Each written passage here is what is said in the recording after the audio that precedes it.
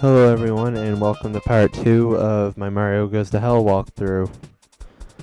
I haven't made a video in like a few days. That's because I was mostly busy. But I'm back now and I should be posting videos regularly. I should finish Zombies pretty soon. But for now I'm going to upload some Mario. So right now we're on Putrid Pond. This level is by far the longest level that I made in my entire hack so far. It's basically split up into two parts. The first part here is basically it's underwater. And the second part I made like kind of like a ship that you like go onto. So it's pretty cool. But for the most part, this level is pretty easy mostly. Just some hard parts. As you can see there, I have a little bit troubles getting by this part. It's not that hard to do though. And yeah, the physics right there are just mind-blowing. You can just like fall down underwater. This level is really long. It took me a long time to make it, even though it's not really that complex.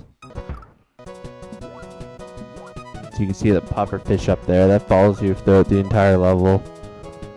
You can't get rid of it really, until you get to the second half. And this part's kind of weird. There's massive lag here. Not from my program, but because there's so many enemies on the screen, it's ridiculous. I love how the pufferfish just like floats in midair. It's just funny. I don't know what causes that. No idea.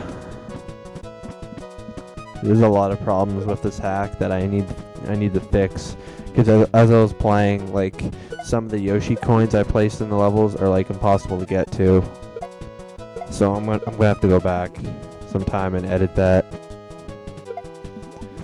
In this level, there's no Yoshi coins until you get to the second half, because if you put Yoshi coins underwater, it kind of like, you kind of see like the background of the level, and the background of this level, when I was making it, is actually just like mountains and stuff in the background, which you can kind of notice on certain objects. So I had to cover up with water.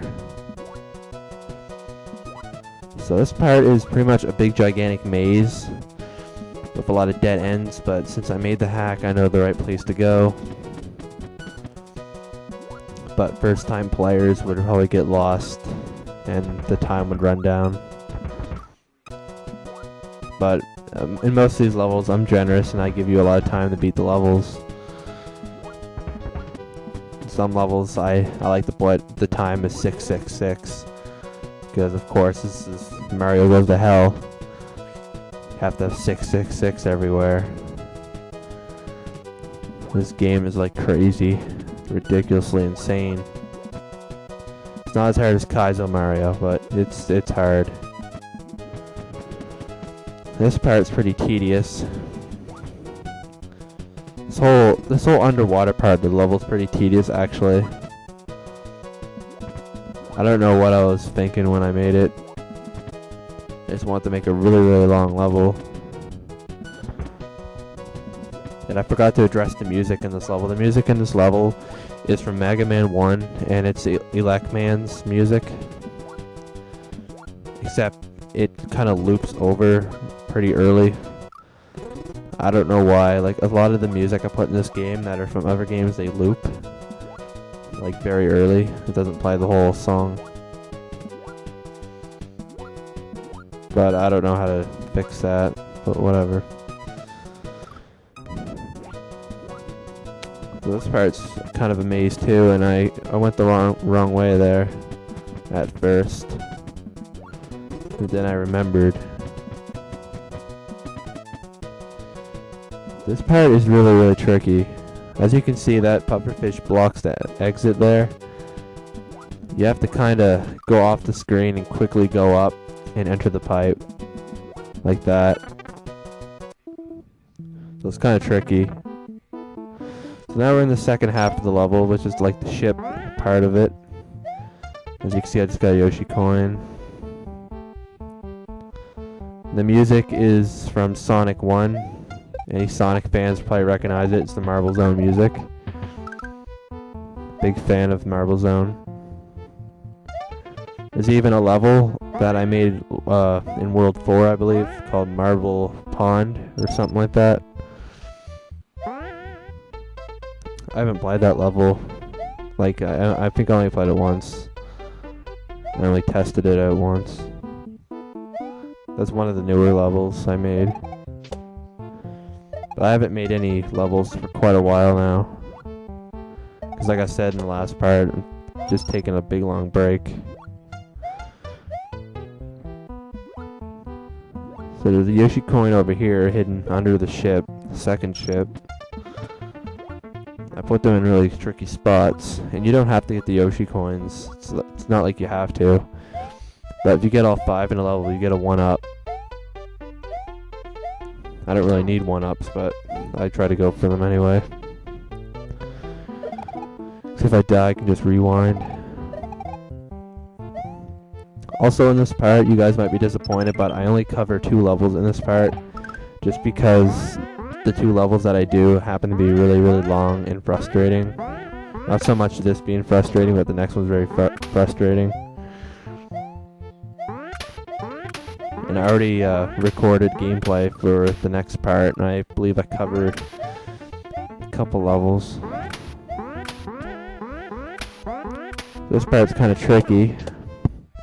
First time players won't notice that there's invisible music note blocks that you can hit in case you get stuck down one of these holes. There's always a way out. You can see I'm jumping around trying to look for it, and I find it. Watch out for the rock chucking football people. And finally, after like 7.5 minutes, finally beat this level. That's Putrid Pond. Not too hard, but it can be kind of tedious, kind of boring at some parts. So here's the first castle, Iggy's Inferno. And as soon as you start, yeah, there's swamps everywhere. It's a great surprise. I can see that sprite's kind of glitched there. It's a note block. Haven't seen one in a while. Hardy har har har. Welcome to my castle, you dick. I'll make sure you die with your fucking balls stuck up your ass, Iggy. So yeah, like I said before, all my message blocks kind of insult the player, and they have a lot of profanity. Some of them are pretty funny, some of them aren't really funny. And of course, Iggy's the first boss. And all the castles, I try to make them have like a different theme. Like this castle's theme is, of course, lava. The second castle theme, I believe, is water. Or no, ice. The second castle I made ice. And the third castle I made water. And I haven't got to the fourth castle yet because I didn't get that far. But I try to make them each a different theme. And the title to go along with the theme, which you'll see later. As you can see, a lot of these sprites here are glitched. I don't know what the hell's going on with them. But whatever. And the music, of course, from this is another Mega Man track from Mega Man 3. It's Sparkman's music, which is my all-time favorite Mega Man track.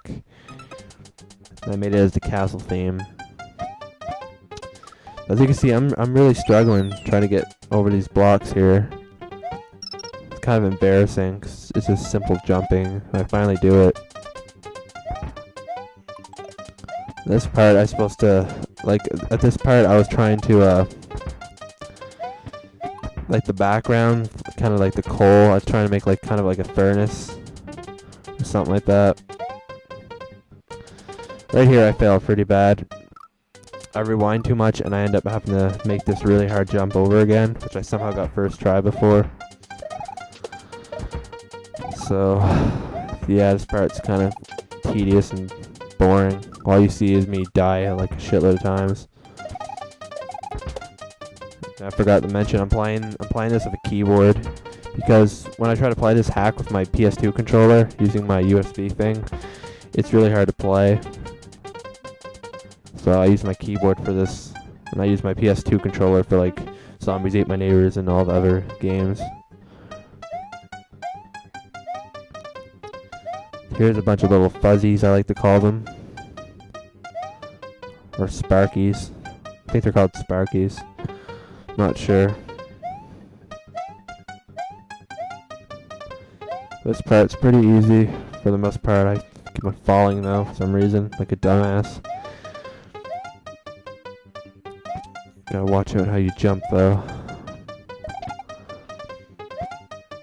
Here's a kind of a hard maneuver you have to do. You have to try to fit in there, and sometimes you, like if you try to hold right, sometimes you fall down, but sometimes you can land there for some reason.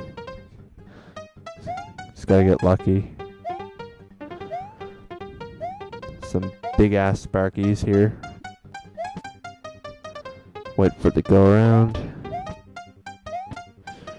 I believe I used the fast forward key here. Just a little bit.